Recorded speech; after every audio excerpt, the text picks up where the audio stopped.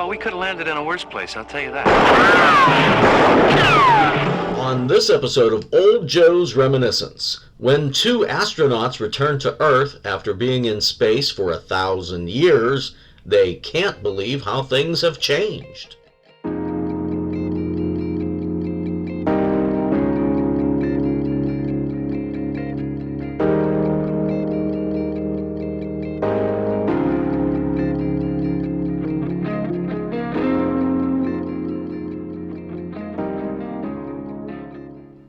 When the CBS Television Network ran the original 1968 Planet of the Apes film as a network television premiere, it was a huge ratings success. Producer Arthur P. Jacobs had been toying with the idea of an Apes television series as far back as 1971, but those sequel films were still being produced at that time. When he died, the rights were sold to 20th Century Fox, and they sold the series idea to CBS. How could they turn it down? Think of the ratings! Having decided to create a series based on the Apes film, CBS now had two series about present-day man or men stranded in a futuristic Earth society. Well, that wouldn't work at all, they thought. Gene Roddenberry was just about to start filming his Genesis 2 project. That had been previously greenlit by the network. He'd already written 20 scripts. Well, CBS canceled his series before filming began, so, stuck with a bunch of scripts, Roddenberry pitched his idea over at ABC. CBS ordered an initial run of 14 Planet of the Apes episodes to be shot for the series. It was run on Fridays from 8 to 9 p.m. Star Trek had failed in a similar slot on NBC in the 1960s, and it was thought that its audience wouldn't be home on Friday nights. Whether it was the time slot, competition from sitcoms, that people were just simply tired of watching Apes, or that TV scripts were subpar compared to the movies, whatever the reason, the Planet of the Apes series suffered from poor ratings and was canceled early. CBS ran 13 of its 14 filmed episodes, pulling one that they considered too controversial at the time.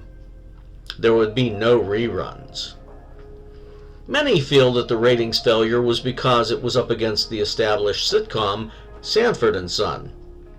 Conversely, the show was a hit in Britain. There, the series ran on a one-month delayed basis in most of Britain, except SCTV in Scotland opted to run Sale of the Century instead. Apes reruns continued to air on British ITV stations through 1975. In 1980, some of those old television episodes would be combined to create made-for-TV movies that were sold to local stations in the United States. There are 8 unfilmed scripts, some of which can be found online.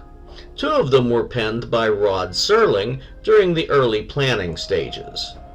Serling had also created the basic format for the show. According to that format, this time they'd be setting a homing beacon to return them to Earth. So I guess these guys know that they're back on the altered Earth, unlike Taylor's surprise at the end of the original film. Another change is that this time the humans can talk, and they're on a similar level to the apes in intelligence. They're only kept in servitude by the apes' superior weapons and the sheer number of the simians. I'm fairly sure I'd watched this first episode. I don't know if I followed up with the rest of them, though. We did typically watch Sanford and Son, and I remember watching Freddie Prinze and Jack Albertson on Chico and the Man. Did I miss its first season to watch Apes? I'm not sure. But join me now as I discover if my memory serves me or if it's been turned to jelly over the past 50 years, as I discuss the brief 1974 CBS series, Planet of the Apes.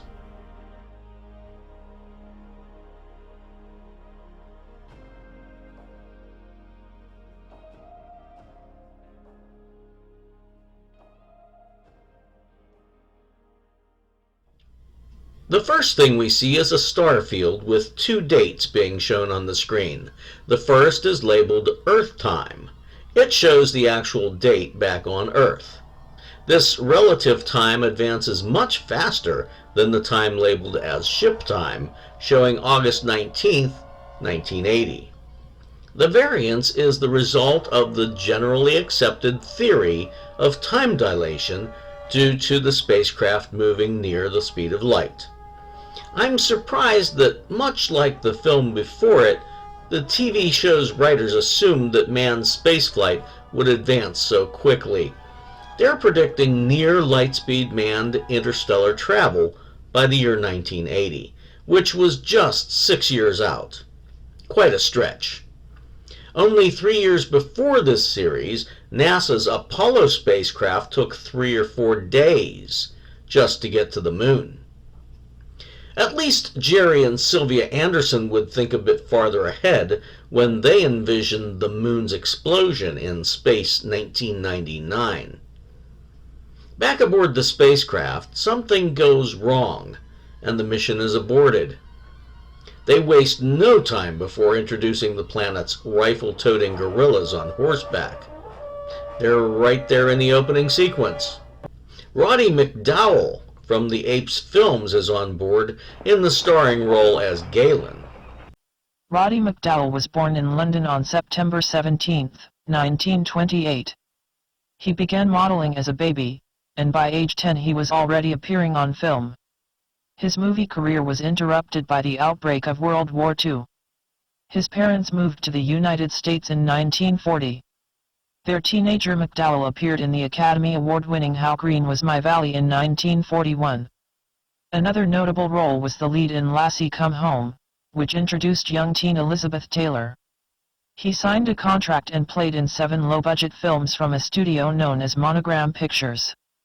Roddy became a naturalized U.S. citizen in 1949 and he served in the U.S. Army Reserves.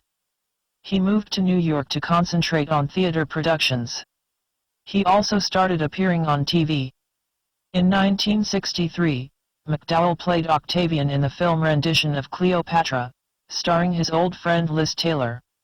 He was bouncing from Hollywood to Broadway and back throughout the 1960s. He's most remembered for appearing in The Planet of the Apes, 3 of its sequels, and the TV series. He remained busy acting, directing, and doing voice work until his death at age 70 on October 3, 1998. Astronaut Alan Verdon is played by Ron Harper. Ron Harper was born near Pittsburgh, Pennsylvania on January 12, 1933. He was his Turtle Creek High School class valedictorian and he won a scholarship to Princeton. He turned down an offer to study law at Harvard, choosing to study acting in New York City. He did a stint in the U.S. Navy, then it was right back to New York with his eyes set on Broadway. He was an understudy to Paul Newman in the Broadway play Sweet Bird of Youth in 1959. He moved on to Hollywood where he appeared in a half-dozen westerns in his first 2 years there. He appeared as Detective Bert Kling in all 30 episodes of 87th Precinct with star Robert Lansing. He co-starred with Connie Stevens in 34 episodes of Wendy and Me in the mid-1960s. He played the lead in Garrison's Gorillas and astronaut Alan Verdon in the Planet of the Apes series. He stepped in as Uncle Jack for the last season of Land of the Lost after Spencer Milligan left the show. He was Taylor Holloway on Another World and Peter Whitmore on Generations. He didn't like the script and turned down a cameo in the 2009 film reboot of Land of the Lost. Ron Harper was active until 2015 and he died at the age of 91 on March 21 of this year. And James Naughton plays astronaut Pete Burke. James Naughton was born in Connecticut on December 6, 1945. He began singing in high school and he studied drama in college. He made both his off-Broadway and television debuts in 1971. His film debut came in 1973 when James played law student Kevin Brooks in The Paper Chase. James is best known for his role as astronaut Pete Burke on the 1974 television series Planet of the Apes. He also played Dr. Michael Royce on 13 episodes of Trauma Center in 1983. In the mid-1990s he played Detective Sully in the Cosby Mysteries made-for-TV movie and its subsequent series. In addition to his work on the screen, James has a love of theatrical dramas and musicals.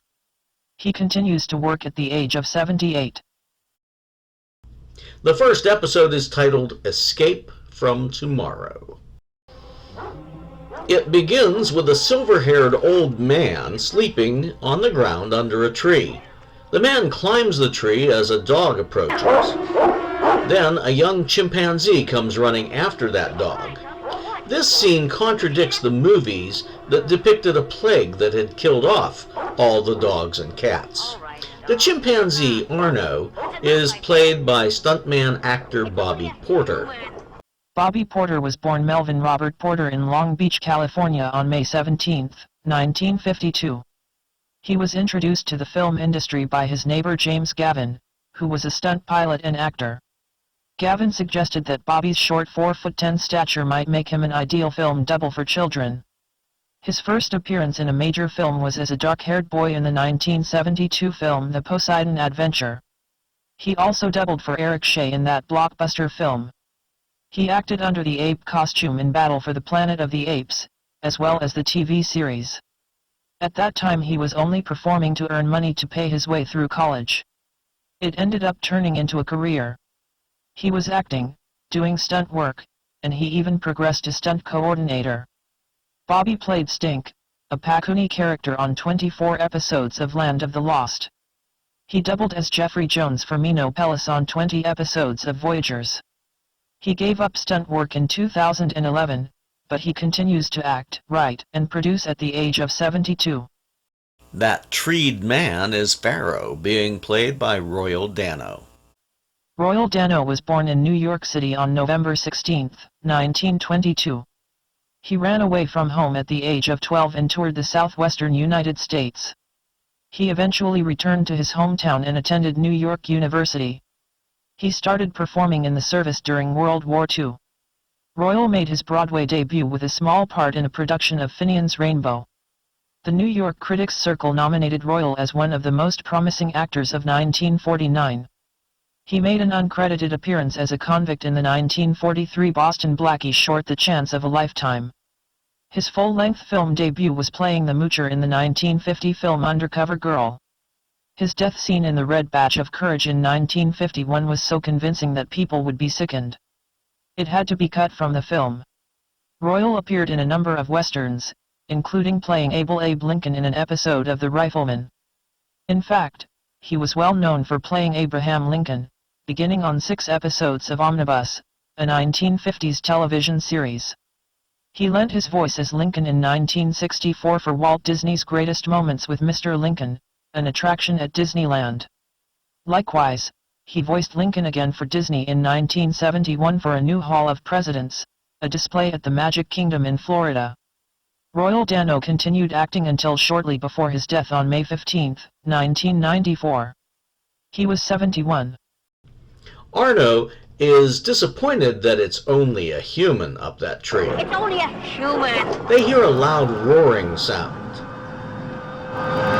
Debris starts blowing around them as if a spacecraft is touching down right next to them. Well, they do locate a spacecraft and it's crashed nearby. Arno and the dog run off and the human comes out of the bushes and walks around, examining that spacecraft. When the man sees a flashing light, he somehow instinctively knows how to press the button. Yeah, right. Anyway, a hatch opens. Now, I probably would have run away. And he does take a step back, but then curiosity gets the better of him, and he ventures inside. I was surprised to see 3 neatly shaved astronauts in there. Everything I'd read said that there were only 2, so either one of those 3 is dead, or he will be soon. That guy starts fiddling with the controls, and then he somehow knows what switch to throw to stop that whirring noise. It's amazing how that always happens on TV. That first astronaut, Jonesy, played by an unknown actor, is dead. Meanwhile, that chimp and his dog have arrived at a nearby village.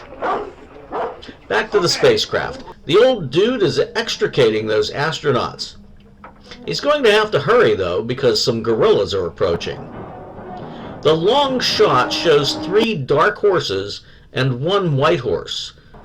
But when they get to the spacecraft, that 1 white horse has suddenly turned chestnut. There are 3 gorillas, the young chimp Arno, and his father, the prefect. A gorilla enters the craft first, followed by the prefect. Meanwhile, that old man is carrying an astronaut through the woods. He's dead. Against his father's wishes, Arno enters the craft.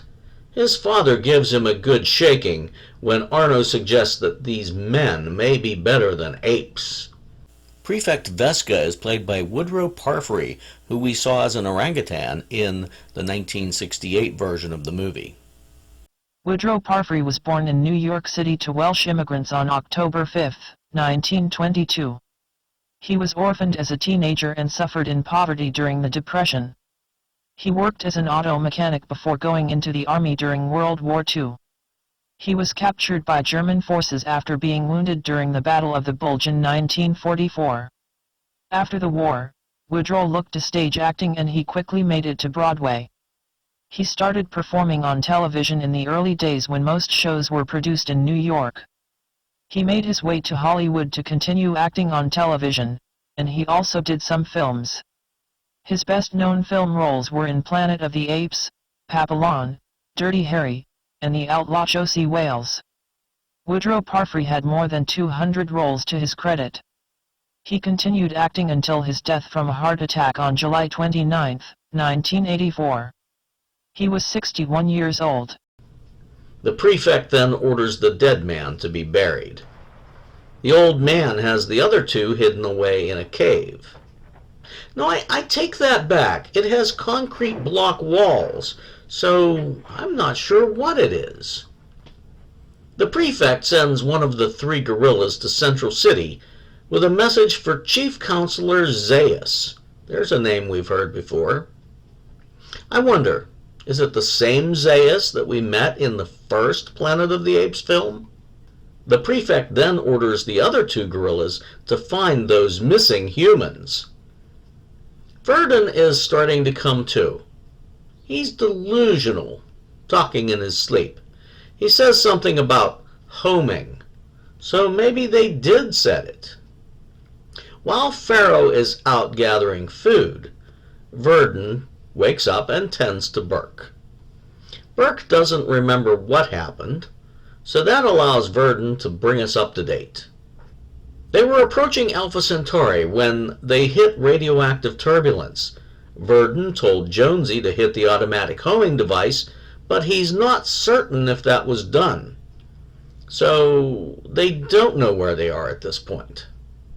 When Pharaoh returns with some food, they have a million questions.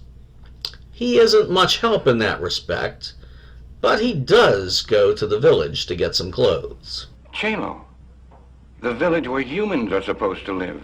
He tells them they'll be safe there. Burke wants to know, safe from what? Safe? From what? The apes, of course. I'll be back as soon as I can. While he's at the village, Pharaoh hears the prefect spreading propaganda about the missing humans. Back at what they're calling a bomb shelter, the astronauts talk about getting home. Let's assume they had been near Alpha Centauri. That's a distance of 4 light years from Earth. There was time dilation, which caused time to pass more quickly back on Earth than it did for them. I don't see how they could travel back in time. Paying no attention to what they were told by Pharaoh, Burke decides to go exploring. Verdon has no choice but to follow him. They note the similarities to home, and Burke even points out a chirping bird. Yeah, well, we could have landed in a worse place, I'll tell you that. It's a good thing that the gorillas seem to be awful shots. The 2 run and hide behind some rocks. What kind of planet is this? What kind indeed? In Central City, Counselor Zaius and Roddy McDowell's Galen are discussing the chimp becoming that orangutan's assistant. Zaius is played by Booth Coleman. Booth Coleman was born on March 8, 1923 in Portland, Oregon. He began acting as a child and was featured on local radio stations. He studied Asian languages at both the University of Washington and the University of Michigan. He served in the Japanese language division of U.S. military intelligence during World War II. After the war he began acting on stage in New York City. His first Broadway performance was in Irwin Shaw's war drama The Assassin. He joined Morris Evans' acting company and continued acting on stage. The connection continued when Coleman played the orangutan Zaius in 6 episodes of the Planet of the Apes television series. It was a role first played by Morris Evans in the groundbreaking 1968 film and its sequel, Beneath the Planet of the Apes. Coleman wasn't fond of the sticky spirit gum of the ape makeup. He called it horrendous. He made hundreds of stage and screen appearances during his long acting career, but he is probably most recognizable as Professor Hector Gerald appearing on 20 episodes of General Hospital. Booth Coleman died on December 15, 2014 at the age of 91. Just outside, the gorilla Turvo hands the prefect's message over to a servant. Turvo is played by stuntman and actor Ron Stein in an uncredited role. The servant, Ullman, is played by Biff Elliott. Biff Elliott was born Leon Shalek in Lynn, Massachusetts on July 26, 1923. He was a boxing champion, studied journalism in college, and he started taking a few television roles in New York. That led to being the first actor to be offered to play the Mike Hammer character who first appeared in the 1953 motion picture, I, the Jury. He was active playing mostly cops and military men in both film and television through the 1950s and 60s. One of his most memorable roles was as the quartermaster of the destroyer escort in the 1957 war drama film The Enemy Below. Another brief but memorable role was as Schmitter on the Star Trek episode The Devil in the Dark. He played a human and an orangutan in 2 episodes of the 1974 television series Planet of the Apes. His last appearance was in 1986. An 89-year-old Biff Elliott died at his Studio City, California home on August 15, 2012. Ullman delivers the message to Zaius, whose troubled reaction surprises Galen. What's the matter, sir? Back in the bomb shelter, Pharaoh tells the 2 astronauts that they're being sought by the apes. When Verdon asks what the apes will do if they find them, I'll kill you. They're always killing humans. Pharaoh shows them an old book he'd kept because it had some pictures in it. Verdon opens the book to a picture of New York from the year 2503. This picture was taken 500 years after we left. They realize there will be no going home. They're already there. Meanwhile, Zaius, Galen, and the guerrilla chief of security Urko discuss the human intruders. Urko is played by alien extraordinaire Mark Leonard. Mark Leonard was born Leonard Rosenson in Chicago on October 15, 1924. His family owned a tourist resort on the lake in South Haven, Michigan. He served in the Army where he was trained as a paratrooper and performed on stage. He then attended the University of Michigan, earning a master's degree in theater and speech. He spent several years acting on stage in New York City, which led to television appearances. In the mid-1960s he made the move to Hollywood for more acting opportunities. He made his film debut as Balthazar in the 1965 epic The Greatest Story Ever Told. He began a years-long connection to Star Trek when he was cast as the Romulan commander in the episode Balance of Terror in 1966. A year later he was brought in to play Serac, Spock's father in the episode titled Journey to Babel. He was General Urko on the Planet of the Apes television series, an ambassador on Buck Rogers, and a Klingon in Star Trek the Motion Picture. He reprised his role of Serac in 4 of the Star Trek films featuring the original crew and 2 Star Trek The Next Generation episodes. Mark Leonard died on November 22, 1996 at the age of 72. Zaius brings the skeptical Galen up to date on the astronauts of 10 years past. I may have to rewatch all the Apes films, just to catch up. Galen thinks it's fascinating. Orko is adamant that these latest human intruders be killed. Zaius maintains that they need to be questioned first. Orko storms out, and Zaius sends Galen with him to make sure that he brings those astronauts back alive. I want them alive. For now. It's a sleepless night for astronauts and apes alike. They set out in the morning. Pharaoh brings the book. He's planning on going with the astronauts. So, if I'm following this correctly, are they going to try to get their ship back into space? Well, it's a moot point. After Pharaoh lures a guard away, Verdon and Burke enter the ship to find its instruments smashed. Everything except the chronometer, that is. Now, wasn't that a tremendous stroke of luck? The year 3085. More than 1,000 years in the future. Verdon finds a photo of his family amongst the debris. He doesn't have much time to grieve, though, because he hears a gunshot. Pharaoh has been shot. He shouts for them to run just before he collapses. 4 guerrillas carrying rifles walk out from behind the spacecraft, and they're followed by Orko and Galen on horseback. There's that missing white horse. When we come back after the break, Pharaoh is on the ground, dead or very near death. Burke complains, only to be backhanded by Orko. When Verdon speaks up, Orko pulls out a pistol and threatens to shoot him. Galen speaks up to stop Orko. Orko!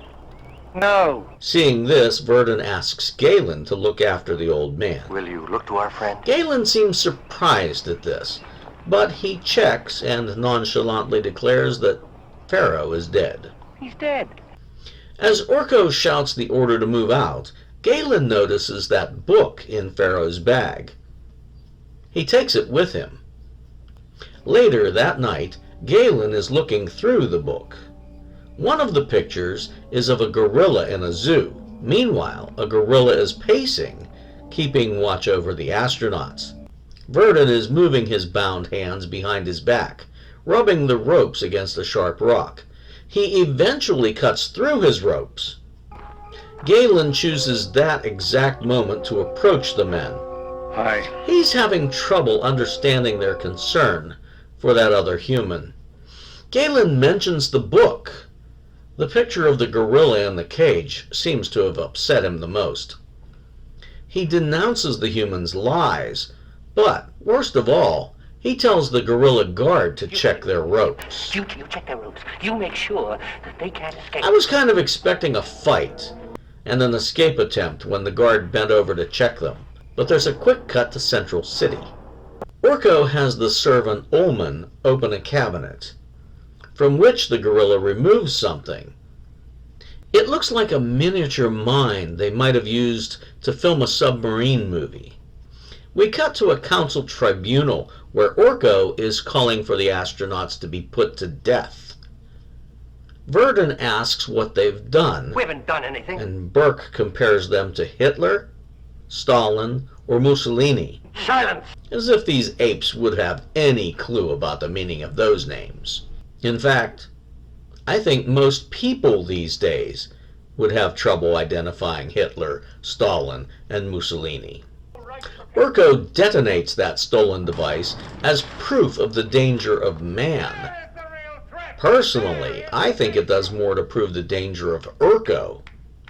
Zaius claims that Orko's display only serves to support the necessity to interrogate the humans. Yes, I agree. It's true. The orangutan who agrees is Proto, played by Jerome Thor. A chimpanzee seated behind Proto is Grundig. Grundig is played by William Beckley, who will come back as a council orangutan in a future episode. The prisoners are placed in a cell. Orko essentially tells the guerrilla guard to execute the men after dark. You know what I expect you to do. After dark. In Zaius' chamber, Galen starts talking heresy. I could have you imprisoned for that. And on his way out, Galen asks Ullman what it's like to be a human. How odd. We cut to Galen asking the prisoners about the pictures in the book. I'm surprised that the guard allowed Galen into the cell to visit those humans. Verdon starts out asking about the grenade, and then he goes off on a tangent. He mentions running a magnetic disc through a computer to find a way to get back to their own time. He thinks that the humans who made the grenade may still be on Earth and could make a computer and build a spaceship. You're out of your mind. What's a computer? Yeah, fat chance, buddy. Then Verdon tries to entice Galen into helping them escape. Certainly not. Galen isn't biting, but he wants to come back later to talk about the book. Later that night, a gorilla, and they all look alike to me, this gorilla comes in with dinner for the astronauts. It's just one bowl of what looks like a salad. On his way out, he accidentally, on purpose, leaves the cell door slightly ajar. I guess he's planning on invoking the shot while escaping excuse. And it might have worked, too. But Galen is on his way there with the book.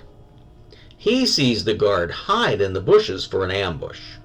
Inside, Burke finishes the last of the food, and he declares that he's still hungry. I'm still hungry. I said I'm still hungry! He pounds on the door and it swings open. Verdon realizes that it's a trap, but Burke mentions that they're dead either way. They're going for it. That gorilla watches from the bushes as the two men exit the prison building. Galen is watching too. As the gorilla raises a pistol to shoot the humans, Galen yells out. Watch out! The men run, and the gorilla fires, missing them. Galen jumps on the gorilla, and those two wrestle for the gun. It goes off. Orko and two other gorillas run out of the building to find Galen, with the gun in his hands, standing over a dead gorilla.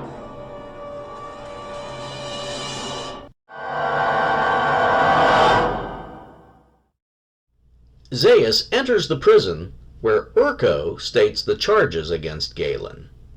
Murder of my lieutenant, treason, aiding in the escape of the two humans. Galen counters that the gorillas had planned the escape. But they planned the escape. They planned to murder the humans. Orko produces that book as evidence against Galen. Zaius says that mere possession of such a book is punishable by death. Why, Zaius? Why should truth be against the law? Of course, we all know that nothing's going to happen to Galen because Roddy McDowall is the top billed star of the series, right? Outside, Verdon grabs a human from behind.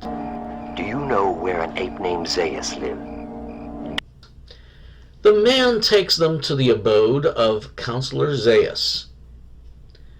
The astronauts threaten the orangutan with the grenade.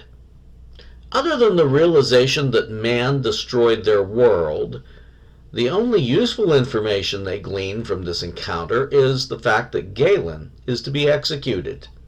They take Zaius to the prison to get Galen out.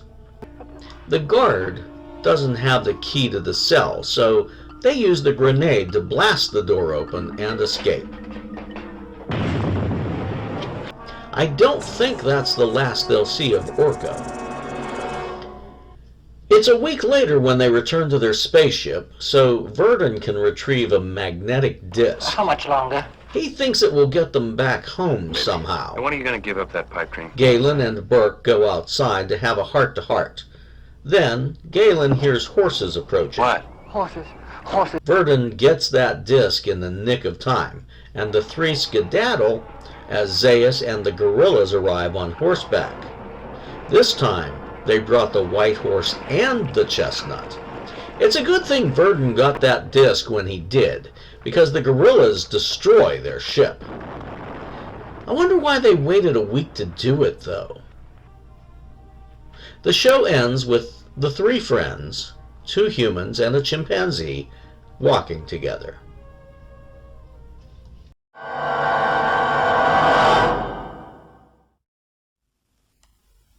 I can't believe how the gorillas are depicted in this fictional piece of pure propaganda produced by the humans to denigrate the simian society. It's almost comical how the gorillas are depicted as unable to hit a target. I could accept a miss or two with a pistol, but those expert sharpshooters on horseback are trained to be the best. What I just watched is a joke meant to put down a race that is far superior to any human. I'd like to see a human even try to hit a target with a rifle. Like, the whole idea is absurd.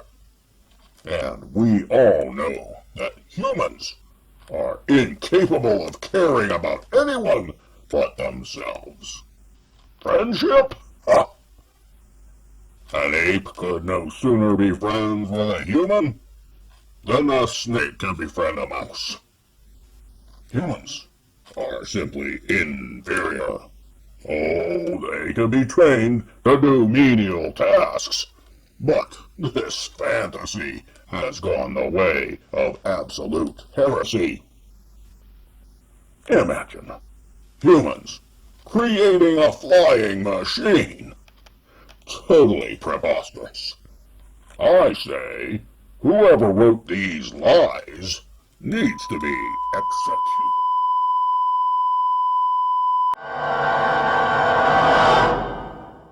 Now I can't remember if I'd actually watched this 50 years ago or not. It debuted on the same night as NBC's Chico and the Man. I'm just not sure. I might have even been tuned into ABC for the $6 Million Man. At any rate, watching it now, I was a bit confused by the Zaius character. In one respect, it's playing out as if he's the same character that we were introduced to in the original film. I think that might have been done for familiarity, because the Zaius in the film is from about 900 years later on, by my calculation.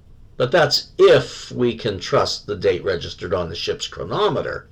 Remember, Verdon said it could be just showing when it stopped working. So, since I don't remember watching it, this was kind of like watching it for the first time. And since it was a ratings flop, I was anticipating being let down by the show and ultimately deciding not to continue reviewing them. But now I'm torn. I want to move on. There are lots of films to cover, and finding time to do them is getting more and more difficult. A lot of you liked my first Planet of the Apes movie discussion, though. Smash the buttons below. Like, subscribe, leave a comment if you would, and then activate the notification bell so you'll know when I post my next video.